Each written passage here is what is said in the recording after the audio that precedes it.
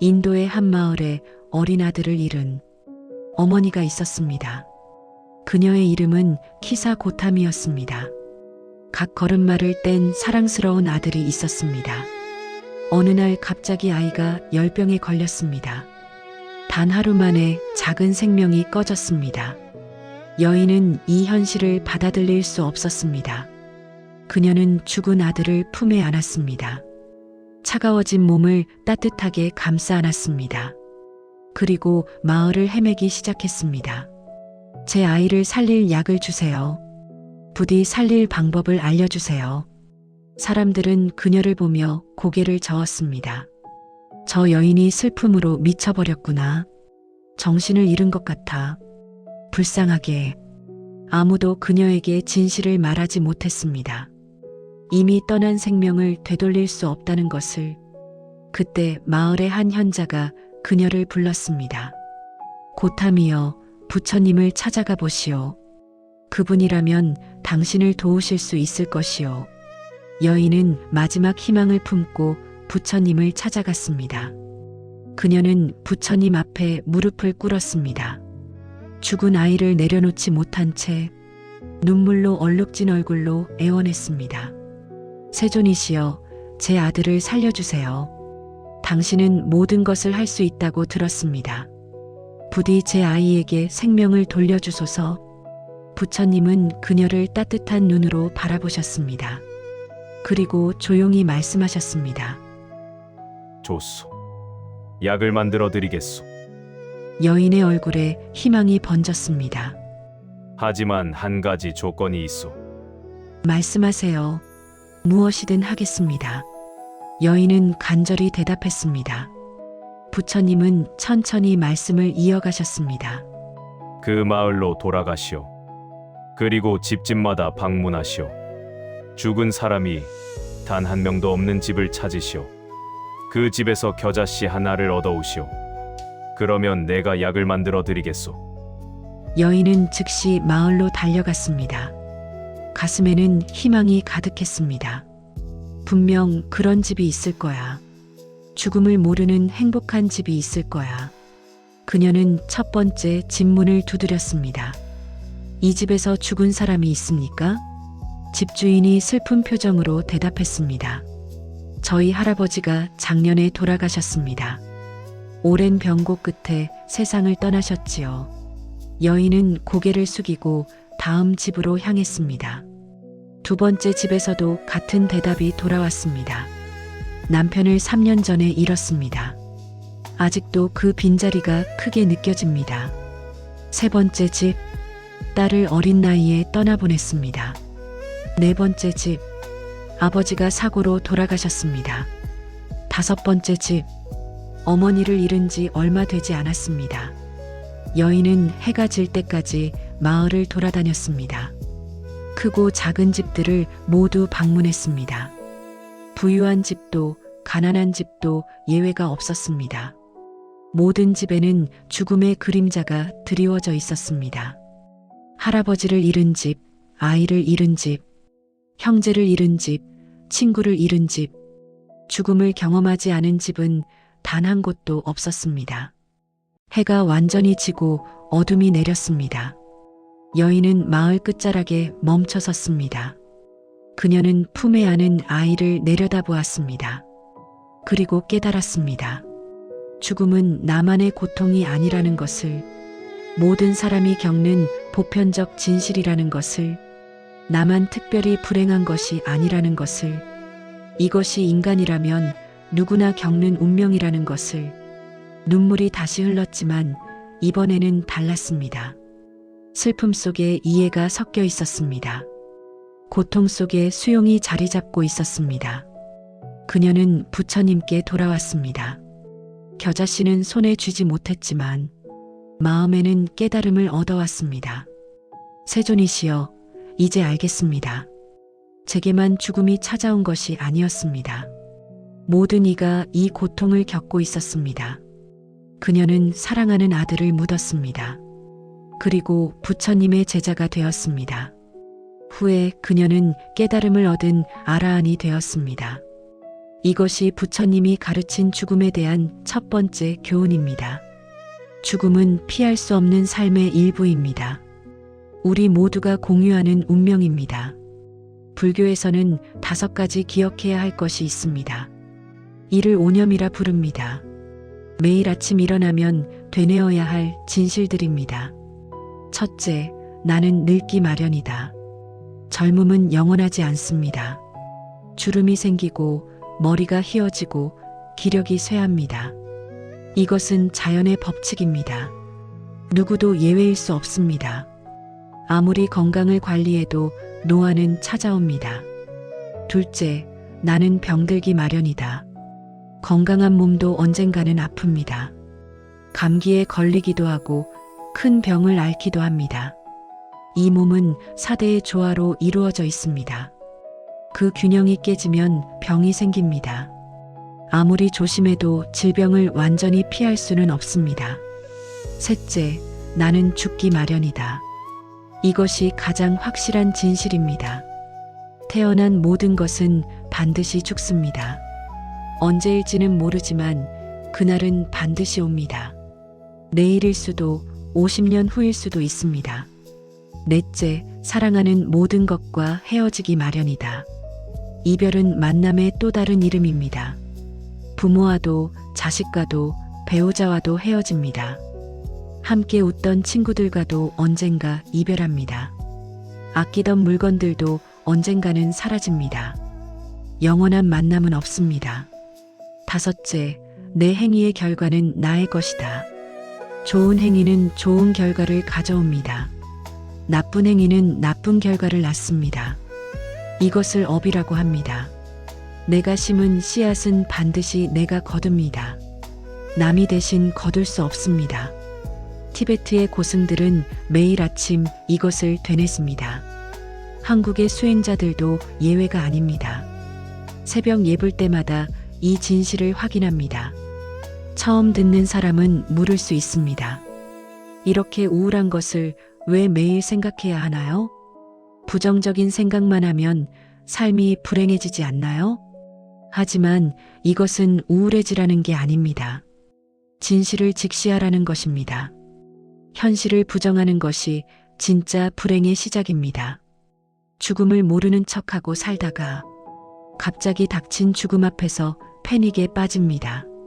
늙음을 인정하지 않다가 노화의 징후를 보며 절망합니다. 하지만 미리 준비한 사람은 다릅니다. 그래, 이것이 자연스러운 과정이지. 내가 이미 알고 있던 일이야. 받아들임은 평화를 가져옵니다. 티베트 불교에는 염사라는 수행이 있습니다. 죽음을 명상하는 것입니다. 매일 밤 잠들기 전에 합니다. 나는 오늘 밤 죽을 수 있다. 내일 아침 눈을 뜨지 못할 수도 있다. 이 숨이 나의 마지막 숨일 수 있다. 처음에는 두렵습니다. 가슴이 철렁하고 불안이 엄습합니다. 하지만 계속하다 보면 변화가 일어납니다. 죽음이 더 이상 두렵지 않게 됩니다. 오히려 삶이 더 선명해집니다. 오늘이 마지막 날이라면?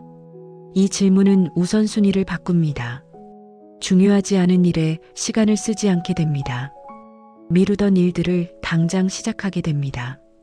사랑하는 사람에게 더 따뜻해집니다. 작은 것에 감사하게 됩니다. 아침 햇살, 따뜻한 차 한 잔, 친구의 미소, 이 모든 것이 기적처럼 느껴집니다. 내일을 당연히 여기지 않게 되면 오늘이 얼마나 소중한지 깨닫게 됩니다. 하버드 대학의 한 연구가 있습니다. 죽음을 자주 생각하는 사람들을 대상으로 한 조사입니다. 놀랍게도 이들이 더 행복했습니다. 죽음을 외면하는 사람들보다 삶의 만족도가 높았습니다. 더 의미 있는 일을 했고, 더 진실한 관계를 맺었고, 더 적극적으로 살았습니다. 역설적이지만 이것이 진실입니다. 죽음을 기억하는 것이 삶을 풍요롭게 만듭니다. 스티브 잡스도 비슷한 말을 했습니다. 죽음을 기억하는 것이 중요한 결정을 내리는데 가장 큰 도구였다. 외부의 기대, 자존심, 실패에 대한 두려움. 이 모든 것이 죽음 앞에서는 사라진다. 정말 중요한 것만 남는다. 그는 매일 아침 거울을 보며 물었다고 합니다. 오늘이 내 인생의 마지막 날이라면 지금 하려는 일을 할 것인가? 며칠 연속 아니오라는 답이 나오면 무언가를 바꿔야 한다는 신호였습니다. 부처님은 죽음과 삶을 분리된 것으로 보지 않으셨습니다. 삶이 있으면 죽음이 있다. 죽음이 있기에 삶이 있다. 이 둘은 동전의 양면과 같습니다. 하나 없이 다른 하나도 존재할 수 없습니다. 낮이 있으면 밤이 있듯이, 여름이 있으면 겨울이 있듯이, 삶과 죽음도 그렇게 순환합니다. 부처님은 이를 연기의 법칙으로 설명하셨습니다. 모든 것은 원인과 조건에 따라 생겨납니다. 그리고 원인과 조건이 사라지면 함께 사라집니다. 파도를 보십시오. 파도가 일어났다가 사라집니다. 그럼 파도가 죽은 것일까요? 아닙니다. 파도는 잠시 물의 한 형태였을 뿐입니다. 파도가 사라져도 물은 그대로 있습니다. 다시 다른 파도가 일어납니다. 꽃을 보십시오. 봄에 피었다가 여름에 집니다. 꽃이 지면 슬프지만 그 꽃은 씨앗을 남깁니다. 씨앗은 다시 땅에 떨어져 새 생명이 됩니다. 끝이 아니라 변화입니다. 사라짐이 아니라 변형입니다. 촛불을 보십시오. 촛불로 다른 촛불을 켭니다. 첫 번째 촛불이 꺼져도 두 번째 촛불은 계속 타오릅니다. 같은 불일까요? 다른 불일까요? 같은 것도 아니고 다른 것도 아닙니다. 이것이 부처님이 말씀하신 생명의 흐름입니다. 우리의 몸은 사라져도 우리가 남긴 영향은 계속됩니다. 우리의 사랑, 우리의 가르침, 우리의 선행, 이 모든 것이 다른 이들 속에서 계속 살아갑니다. 부모는 자식 속에서 살아갑니다. 스승은 제자 속에서 살아갑니다. 한 사람의 친절은 다른 사람의 친절을 낳습니다. 이렇게 생명은 끊임없이 흐릅니다. 모든 것은 생멸의 흐름 속에 있습니다. 태어남과 사라짐의 춤을 춥니다. 이것을 이해하면 죽음이 덜 두렵습니다. 그렇다면 우리는 어떻게 살아야 할까요? 부처님의 가르침에 따르면 세 가지입니다. 첫째, 지금 이 순간을 살아야 합니다. 과거는 이미 지나갔습니다. 후회해도 바꿀 수 없습니다. 미래는 아직 오지 않았습니다. 걱정해도 통제할 수 없습니다. 우리에게 주어진 것은 오직 지금뿐입니다. 이 순간, 이 호흡, 이 한 걸음. 부처님은 이를 정념이라 불렀습니다. 지금 여기에 깨어 있는 것. 밥을 먹을 때는 밥 먹는 것에 집중하고, 걸을 때는 걷는 것을 느끼고, 말할 때는 온전히 듣고 말하는 것. 내일은 보장되지 않습니다. 다음 순간도 확실하지 않습니다. 그러니 지금 할 수 있는 일을 하십시오. 미루지 마십시오. 나중에라는 말은 위험합니다. 나중은 오지 않을 수 있습니다. 사랑한다면 오늘 말하십시오. 전화 한 통, 문자 한 줄이면 됩니다. 사랑해요. 고마워요. 미안해요. 이 말들을 내일로 미루지 마십시오. 용서할 일이 있다면 지금 하십시오. 원망을 품고 사는 것은 독을 마시는 것과 같습니다.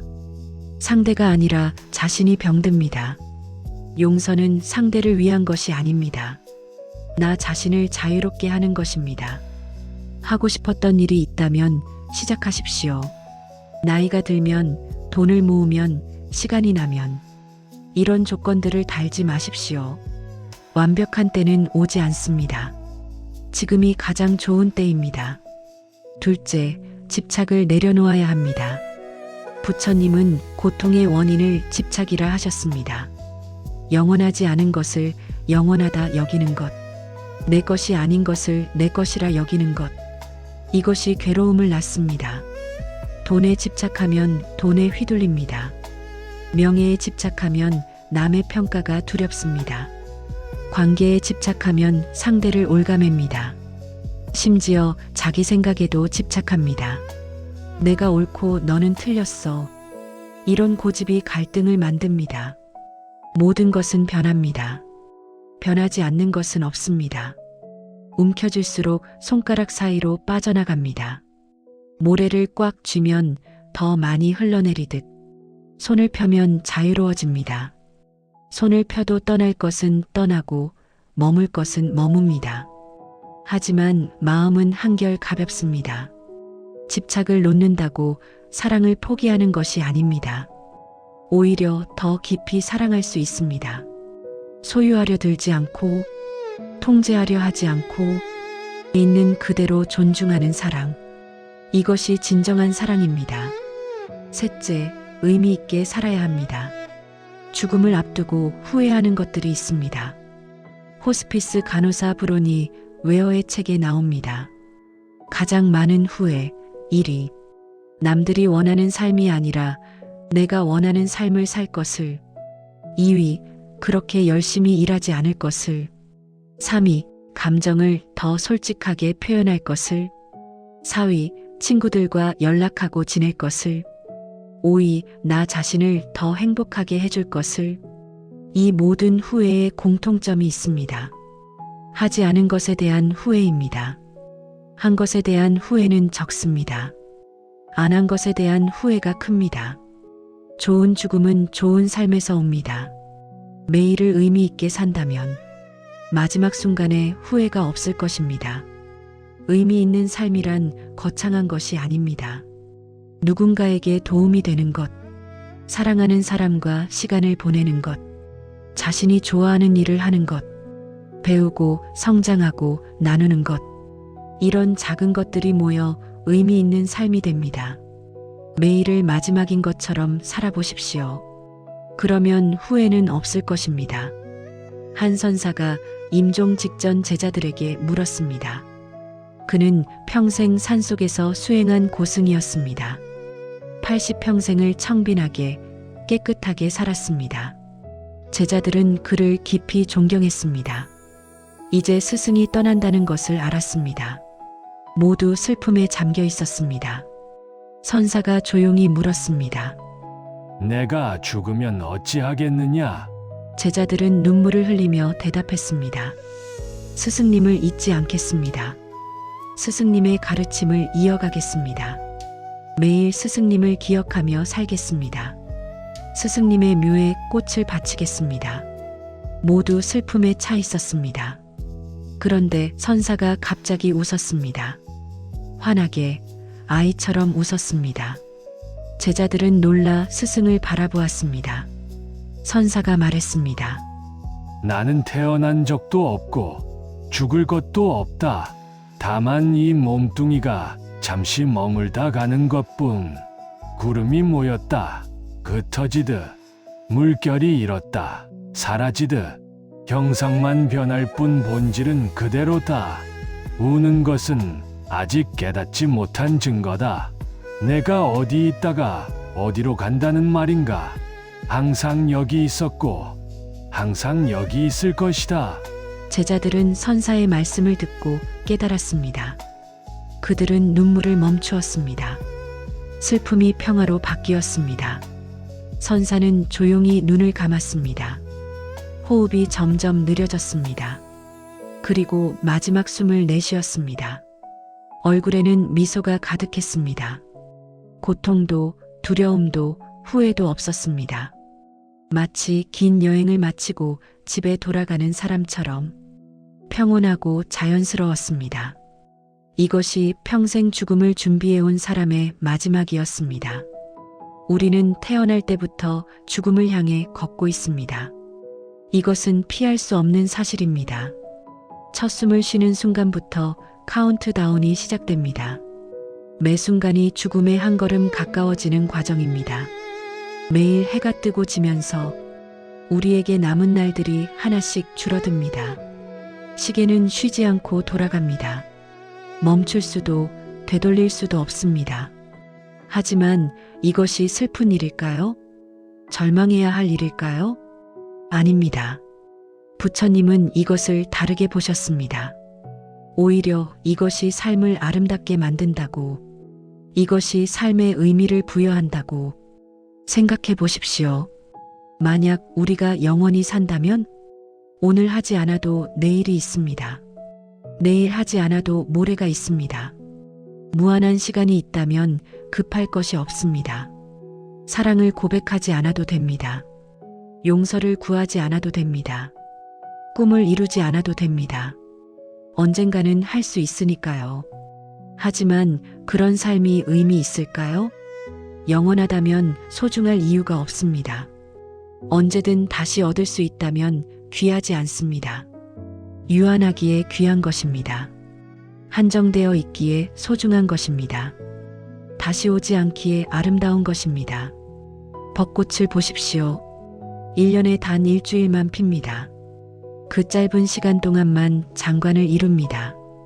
그래서 사람들이 그토록 벚꽃을 사랑합니다. 만약 벚꽃이 1년 내내 피어 있다면 아무도 특별히 여기지 않을 것입니다. 일주일 만에 지기에 아름다운 것입니다. 덧없기에 애틋한 것입니다. 우리의 삶도 그렇습니다. 한정된 시간이기에 소중합니다. 영원하지 않기에 의미가 있습니다. 언젠가 끝나기에 지금이 중요합니다. 다시 살 수 없기에 이번 생이 귀합니다. 부처님의 마지막 말씀을 기억합니다. 쿠시나가라의 사라수 나무 아래였습니다. 80세의 부처님이 열반에 드시는 순간이었습니다. 제자들이 슬픔에 잠겨 주변을 둘러쌌습니다. 특히 안한다는 나무에 기대어 통곡했습니다. 25년간 부처님을 그림자처럼 따랐던 시자였습니다. 부처님은 안한다를 불렀습니다. 안한다여, 울지 마. 내가 늘 말하지 않았느냐. 만나면 헤어지고 모이면 흩어진다고. 모든 것은 변한다. 이것이 우주의 법칙이니라. 나도 예외일 수 없느니라. 부처님은 제자들을 둘러보셨습니다. 너희가 해야 할 일이 있다. 나에게 의지하지 말고 스스로 등불이 되어라. 법에 의지하라. 의심나는 것이 있으면 지금 물어라. 내가 대답해 주리라. 하지만 아무도 묻지 않았습니다. 모두 슬픔에 잠겨 말을 잇지 못했습니다. 부처님은 3번이나 물으셨습니다. 여전히 침묵만이 흘렀습니다. 그제야 부처님은 마지막 말씀을 하셨습니다. 그렇다면 내가 마지막으로 말하노라. 모든 형성된 것들은 사라지기 마련이다. 게으르지 말고 정진하라. 이것이 부처님의 마지막 가르침이었습니다. 죽음조차 두려워할 것이 아닙니다. 죽음은 자연스러운 것입니다. 모든 생명에게 주어진 길입니다. 준비되지 않은 삶이 두려운 것입니다. 후회로 가득한 삶이 두려운 것입니다. 의미 없이 흘려보낸 시간이 두려운 것입니다. 그러니 오늘을 살아가십시오. 어제는 이미 지났고 내일은 아직 오지 않았습니다. 오직 오늘만이 우리에게 주어졌습니다. 온 마음으로 살아가십시오. 딴 생각하지 말고 지금 여기에 온전히 머무십시오. 걸을 때는 걷고, 먹을 때는 먹고, 사랑할 때는 사랑하십시오. 후회 없이 살아가십시오. 하고 싶은 말을 하십시오. 하고 싶은 일을 하십시오. 미루지 마십시오. 사랑하며 살아가십시오. 부모를 사랑하고, 자식을 사랑하고, 친구를 사랑하십시오. 낯선 사람에게도 친절하십시오. 세상 모든 생명을 존중하십시오. 죽음을 기억하되 삶을 사랑하십시오. 죽음은 삶의 반대가 아닙니다. 죽음은 삶의 일부입니다. 죽음을 받아들일 때 진정으로 살 수 있습니다. 끝이 있음을 알 때 비로소 시작할 수 있습니다. 유한함을 인정할 때 무한한 가능성이 열립니다.